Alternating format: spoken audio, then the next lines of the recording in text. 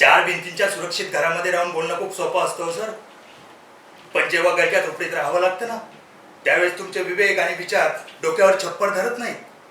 अहो, आमच्यासाठी म्हणून बांधलेल्या घरामध्ये आमच्याच डोळ्यात या लोकांसारखे लोक येऊन राहत असतील तर कसं सोडवणार आम्हाला? तुम्ही केलं असतं सर. अहो, भाड्याचं घर द्यायला नाकारलं त्या गृहस्थाने तुम्हाला. नाही म्हणजे त्याचं ते त्याचं आणि आमचं तेही त्याचं. मग आमचं काय आहे सर इथे? आमची हक्काची, आमची जवळची अशी एकच गोष्ट आहे सर इथे, वेदना. अन्याय आणि अत्याचार याच्या ओझ्याखाली आम्ही नष्ट व्हायचं, नामशेष व्हायचं, तरी आम्हीच सहन करायचं? जमणार नाही सर. हे कुठली युद्ध नाहीये किंवा हा कुठली चळवळ नाहीये. हे एक युद्ध आहे आणि महायुद्धापेक्षा मोठं. युद्धात विजयाकडे नेतो तोच मार्ग करा.